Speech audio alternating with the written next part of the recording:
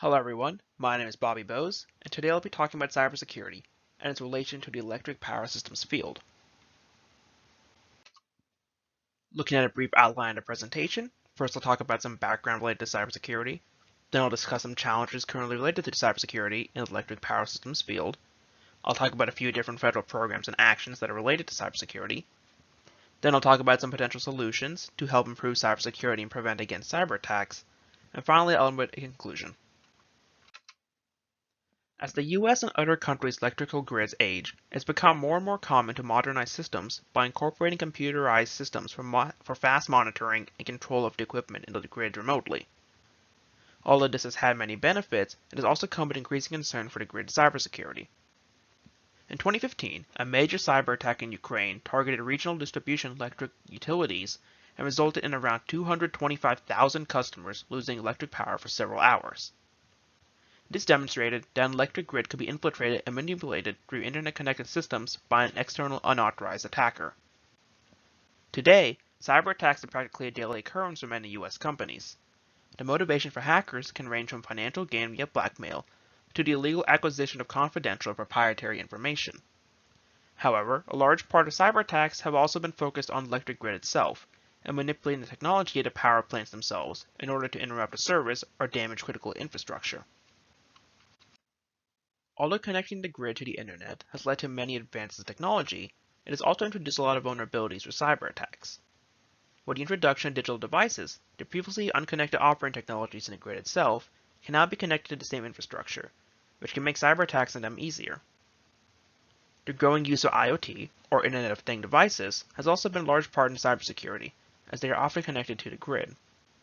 A lot of these devices have built-in processing and computing capabilities and are often responsible for critical industrial systems. If they are shut down or interrupted, it could lead to severe consequences.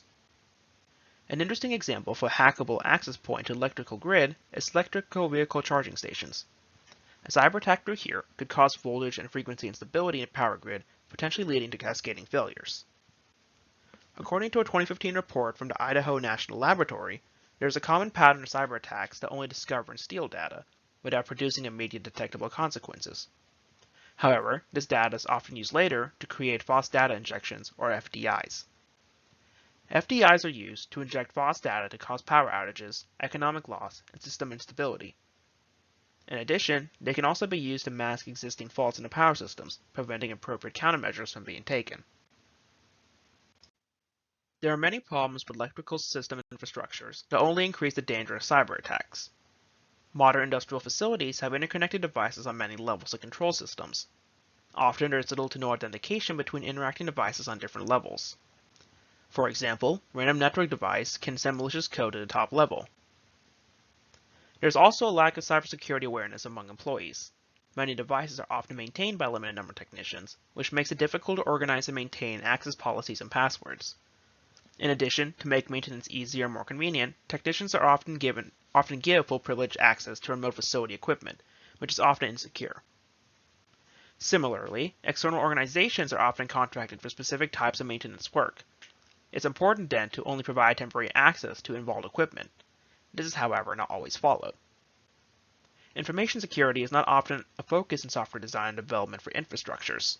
This leads to a weak resistance to hacking, a lack of data protection when transmitted via open channels, and an overall absence of uniform network design solutions. Lastly, the long lifetime of many devices also leads to a lack of uniform secure systems.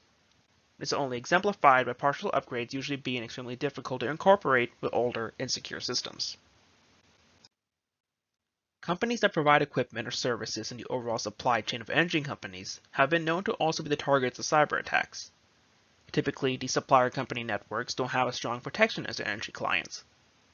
The ultimate goal of attackers here is to compromise hardware and software, to eventually use later to attack the larger engine company networks.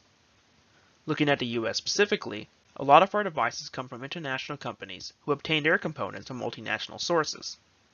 This leads to a lot of vulnerabilities for cyber attacks that are out of our control. One example is a US company called SolarWinds, who provides software to manage government and private company IT and network systems. One of their products, Orion, was cyber-attacked by hackers who added malicious code to create a backdoor to customers' information systems. The hackers then use this to install even more malware to help them spy onto clients. SolarWinds unknowingly sent out this compromised software and updates, leading to many big organizations and companies, and even the office of the President of the United States, having their confidential data stolen. As the technology involved in energy generation grows and changes, new cybersecurity threats appear. With renewable energies becoming more prevalent, there are concerns that these facilities may not have the same level of cybersecurity protections as other types of power generation. Energy storage systems are also becoming an essential part of our power grid. The importance of physically securing these technologies only grows as they become more and more essential. Smart devices, such as phasor measurement units or PMUs, are being integrated into electrical systems as well. These introduce new aspects to the system, such as wireless and two-way communication, which just provides more ways for cyber attacks. In addition, as these devices get faster, defense systems also need to be able to match the speed, or they will become ineffective. There are various federal agencies that have standards and reporting requirements, as well as programs to provide best practices and assistance for cybersecurity.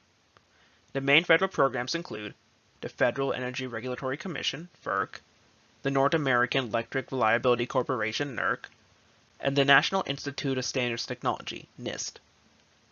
Some of the main programs include the Department of Energy-run Cybersecurity Risk Information Sharing Program, or CRISP, which is intended to allow energy sector owners and operators to voluntarily share cyber threat data near real time and help analyze this data. The Critical Infrastructure Protection Standard, CIP, was developed by NERC and acts as a set of requirements and standards for all energy companies to follow, in order to more thoroughly report cybersecurity incidents and protect against them. Lastly, the Cybersecurity Capability Maturity Model, C2M2, which is currently in version 2.0, is a tool designed to help different companies of all sizes evaluate and improve their cybersecurity capabilities. There are a lot of potential solutions and countermeasures energy companies can take to better defend against cyber attacks. Multi-factor authentication is one of the simplest actions electric utilities can take to improve security. In order for this to be effective, though, all methods for authentication need to be secure as well. Another solution is to add more segmentation or separation between physical operating devices and internet-based devices. This would allow companies to better implement system monitoring programs for communication between devices over the internet. Following the same logic, implementing coordinated security between physical and internet-based networks would better help prevent against cyber attacks on both sides. Creating common standards for smart devices that lie outside of electric utilities' jurisdiction would help minimize potential access points attackers can use to launch cyber attacks to even begin with. In conclusion, cybersecurity has become a growing issue in the electric power systems field as cyber attacks become more and more prevalent.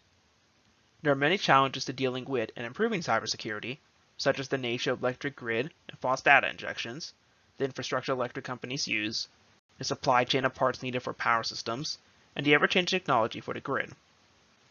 To deal with these challenges, there are several federal agencies and programs that try to work against this issue. In addition, there are also several actions electric companies and other people in general can take in order to help prevent against cyber attacks and improve overall cybersecurity. Thank you. If you have any questions, feel free to reach out to me at this email.